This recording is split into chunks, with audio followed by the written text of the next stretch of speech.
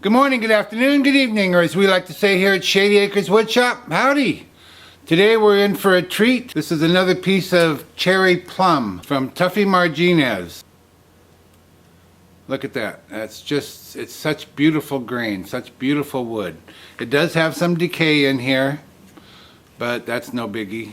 That just adds to the mystery of the wood. This piece is roughly 8.5 by 8.5 or 9 by 9, something like that, and about 4 inches thick. And I've marked the center point. You can see it right here. And I'm going to take you over here to the drill press and show you how I prepare something like this with thick, heavy bark to mount up on my woodworm screw. Stand by. So this is my ancient Craftsman drill press. I've had this for, I don't know, close to 50 years, I guess. Hey Gary, I think you and I have the same drill press. Contact me offline about one of these things. Send me an email.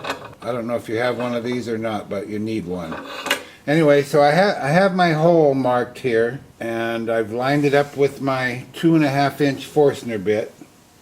And so I bring the bit down and I lock my, what do you call this thing? I forget what you call it. This thing. Lock it down to hold that in place while I set my clamp. Jeez, I can't remember what you call that. I tell you, old age. And then lock that in there, and it's not going anywhere. And here we go.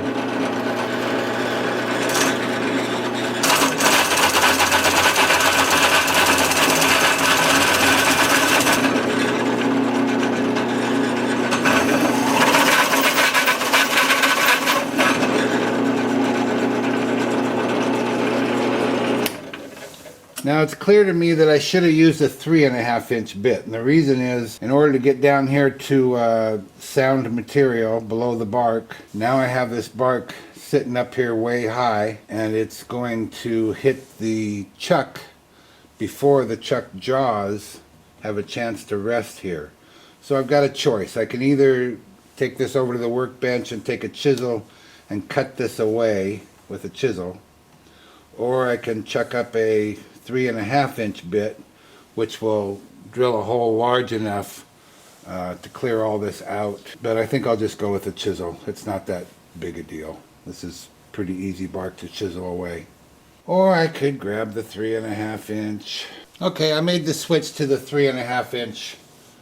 The reason I contemplated not doing that is because I was afraid either it was going to hit my clamp, or it was going to be longer and I'd have to change my whole setup, and I didn't want to do any of that.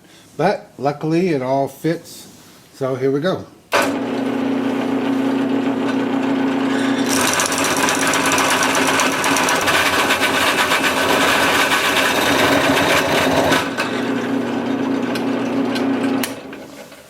A drill bit that size puts a lot of stress on the drill press itself, the table and everything else, but we got it.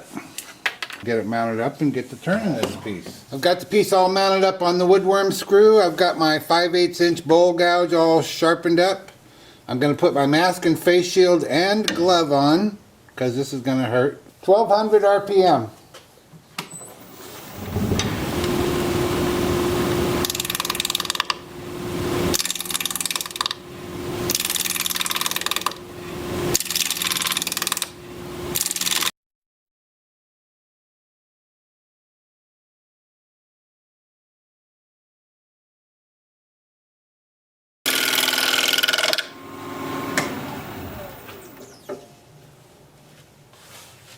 I'm trying to think of some other shape I can do here, but I have to get rid of these flaps.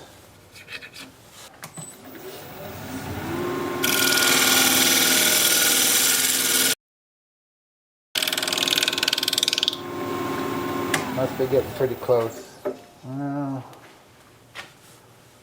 going to come in here and try and dish this out a little bit in the middle, just for something different.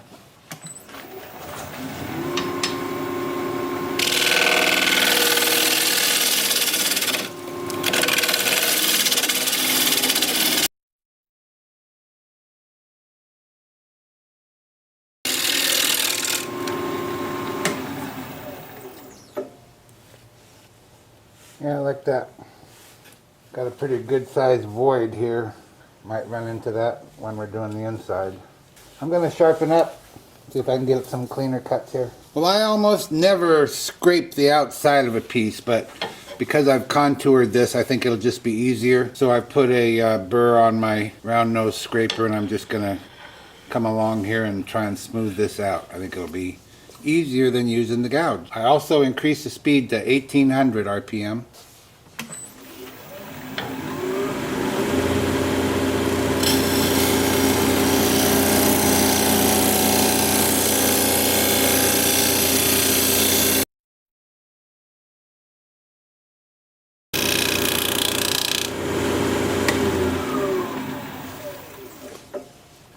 Yeah, that's doing a nice job. Still have just a little tiny flat spot right here, and same over here, and I don't like it.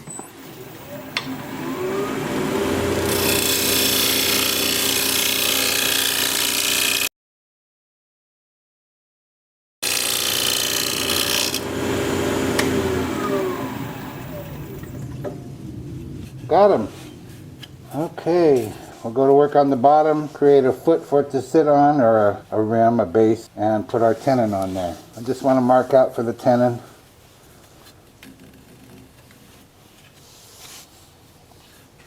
And then I'll flatten this part off out here, and then we'll create a little base, and then create the tenon.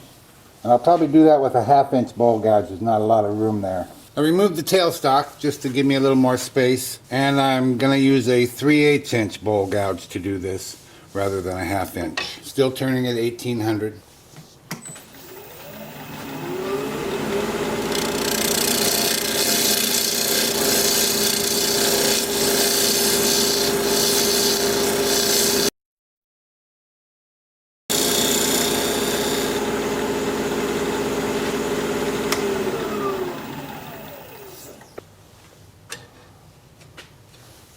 And I'm just going to use this diamond point tool to square up the sides of my tenon.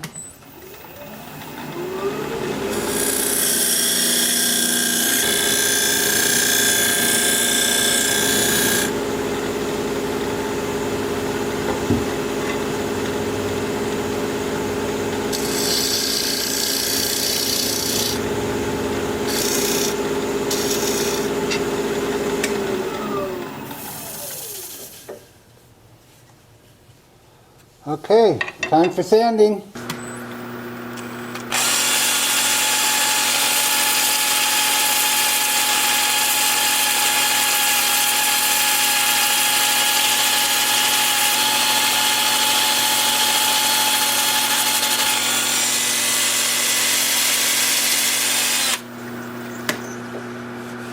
So I'm starting the sanding in reverse at about 350 RPM. 80 grit sandpaper. I'll work my way up through 400. I will peel off each 2-inch disc and sand with that disc in this little recessed area here. And I will alternate between forward and reverse. And I'll get back to you when it's time to put a finish on here. I'm not sure what we're gonna go with. Probably shellac, but maybe not. We'll just have to see. See you back here in a bit. Okay. Let's watch this grain pop. I did decide to go with shellac-based sanding sealer and then shellac for the top coat. And I'm sure this will take probably 2 coats of sealer and likely 2 coats of shellac. Just beautiful wood, just beautiful. And again, this is cherry plum. And I asked Tuffy Marginez, the guy that supplied this wood for us, what he knows about the tree. I says, is it like cherry tomatoes? Tomatoes, just smaller. And he said, yeah, that's exactly what it is. Small plums. And they have a pit in them, just like a plum would. And they taste good. And if you eat too many of them, it's just like eating too many plums. I'm going to have to take a brush, a small brush, and brush into some of these areas. Like here where we have a defect, and here. There's several places. Oh my goodness, that bark is so beautiful. This might take 3 coats of sanding sealer. It's soaking it up pretty good. Now I'll switch over to the brush. Let's see, what do we got going on here? Yep, this is going to be something special, all right. So there we go. That's the first of 2 or 3 coats of shellac, or shellac-based sanding sealer, I should say, sorry. And then I will put on at least 2 coats of shellac after this. And I will use a nylon abrasive pad in between all coats to smooth the surface out and prepare it for the next coat. Beautiful, huh? I'll see you back here when it's time to turn this around and start hollowing it out. I've got 3 coats of sanding sealer on here and 2 coats of shellac. I may put on a 3rd coat of shellac, I'm not sure. I thought I'd take a minute. I always record this part, the abrading, the smoothing of the finish, but I always cut it out, and the reason is because people like shorter videos, and so I always end up cutting it out. But I've been asked a lot of times, what do I use to smooth in between coats? So I use this gray one, which is comparable to a double-aught steel wool. And this is a 3M brand scrubber pad, I don't know, finishing pad. I'm not sure what they're called. Anyway, this one's seen better days, but I use that for all coats except after the final coat. After the final coat I use this one, and this is comparable to 4-aught steel wool. And so I'm just going to show you how I do it. I like to get it thick so that it doesn't hurt my hands when these edges come around. And I just turn up the speed. In this case about 1500, 1800 we'll call it. And I just hold it against the piece. And when it gets out here at the top of the bowl, it gets a little, and that's why I have this folded in quarters, so it pads my fingers. I guess you can't actually see what I'm doing over here when I get up near the top. So that's what I do. Now I might put on a 3rd coat of shellac as I'm putting shellac on the inside of the bowl. And the reason is, there's only one reason, and it's right here. This is a soft spot in the wood, and if you run your finger over it, you can feel it go down. Barely. You can't, I don't think you can see it, but I can feel it. And it's just a soft spot in the wood, and it's soaked up more sanding sealer and more finish. And it still isn't perfect. Where'd it go? It's not bad, but it's not as shiny as the rest of it. So I might put on a 3rd coat, or I might just leave it, because like I say, you can hardly even see it, you can't hardly feel it. Okay, time to turn this around and put the tenon in the chuck jaws, if we can. Sometimes I gotta get a different, oh boy, try and get a different grip. There we go.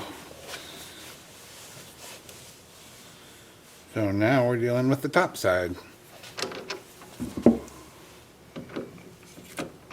And then I just barely tighten the jaw.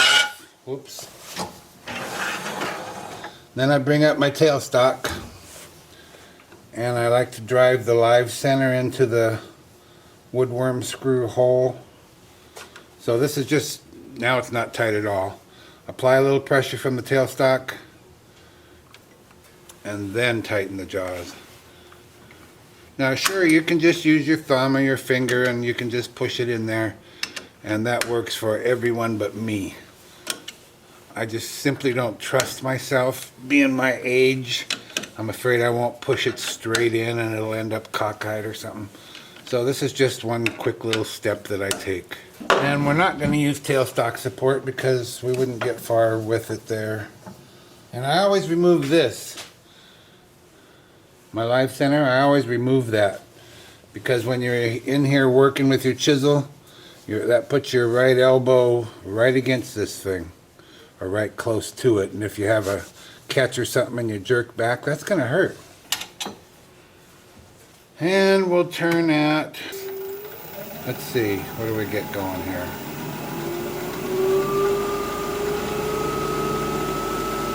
1500 RPM, that good enough for you?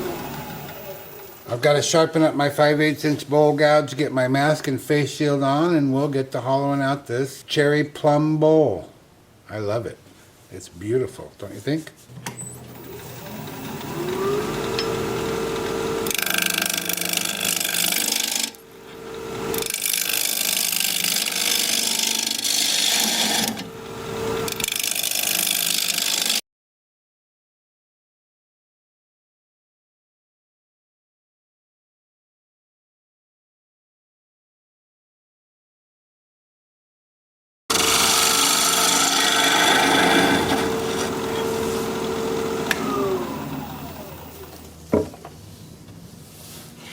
Well, that didn't take long. I don't think we're quite there, but I think we're close.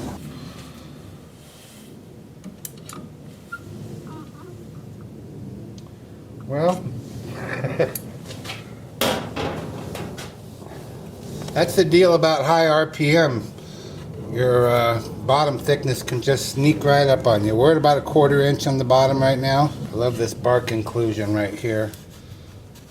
And so much spalting. Gonna be beautiful. I think just about ready to scrape. So I'm gonna put a fresh edge on my scraper and scrape.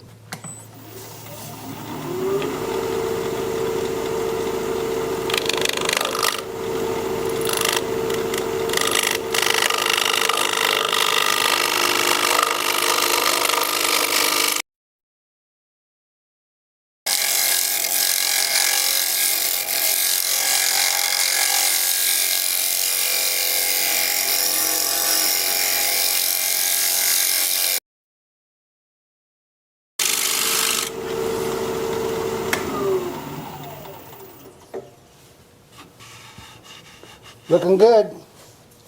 Time for sanding. I'm going to start the sanding with my Sandoflex, and I'll be sanding the bark.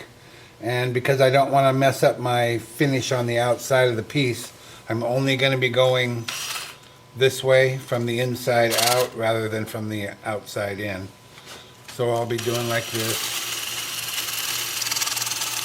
and like this. And what that's going to do is clean that bark up real nice, remove any dirt or whatever, and smooth it out so that it's not sharp. People don't catch their clothes on it or their fingers or whatever. And then I'll switch over to a 2-inch sanding disc starting with 80 grit, and I'll do that at about 350 RPM, right about there. And I'll just be doing that.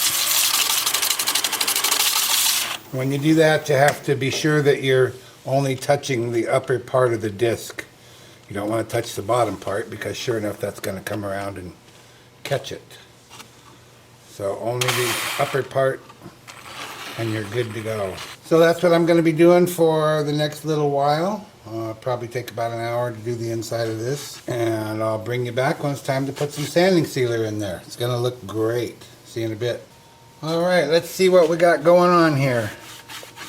Lots of spalting, I can tell you.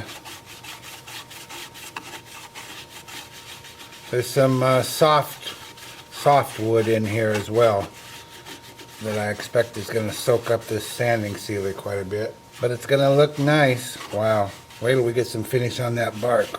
I'm going to have to use my little brush a lot more inside than I did outside. Lots of little gaps and holes and, you know, just natural ones. This one right here goes all the way through, and I'm scared to put much in there because I don't want it coming out on the other side ruining my finish.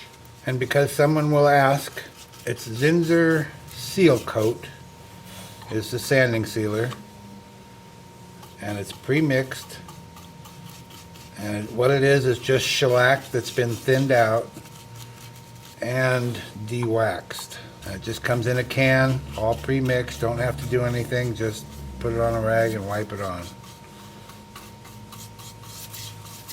I transfer it to a little plastic bottle that I can just squirt out of. I just squirt a little on the rag and wipe it on. Oh yeah, what a difference that makes, huh? Really brings out that bark color, contrasting with the reddish wood color. Alright, there's the first coat of 2 or 3, probably 3. And then I'll put on a couple of coats of shellac, exactly the same way. Rag and brush. I will abrade it between coats, just like I showed you earlier, how I did the outside with the nylon buffing cloth, or whatever kind of cloth you call that, finishing cloth, finishing pad, in between every coat. So I'll see you back here when it's time to turn this around and remove that tenon. Alrighty then, let's see if we can't make this thing useful by removing this tenon. Useful and a work of art. That's what we'll call it, a work of art. Yeah, that'll do the trick.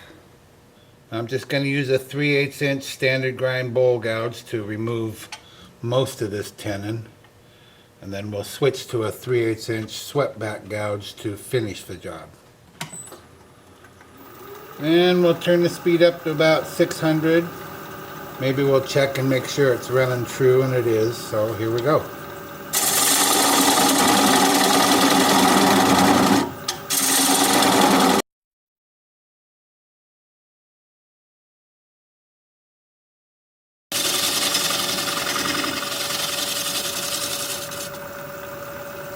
I'm just going to take my homemade point tool and cut a little groove here.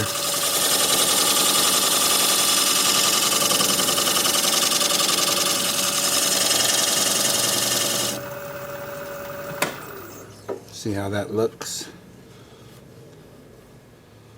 Looks darn good, that's how it looks. Now we'll switch to the 3/8 inch swept back gouge. Get my tool rest a little bit closer. Slow the speed down to about 400.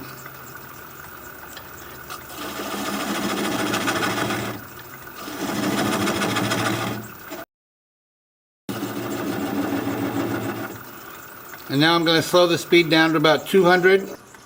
And I'm going to push the bevel of the gouge against the bottom of the bowl. With my right hand on the gouge, left hand on the switch. Pressing towards the headstock, and when that little nub stops turning, we'll know we're through. Like that. It doesn't get much simpler than that.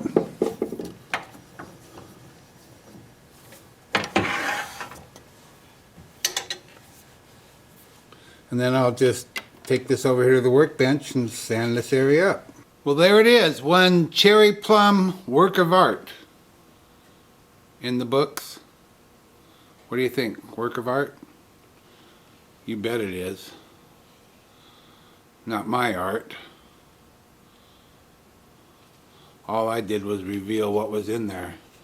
What a beautiful piece of wood. Tuffy, thank you very kindly. Beautiful. There's the bottom, cherry plum.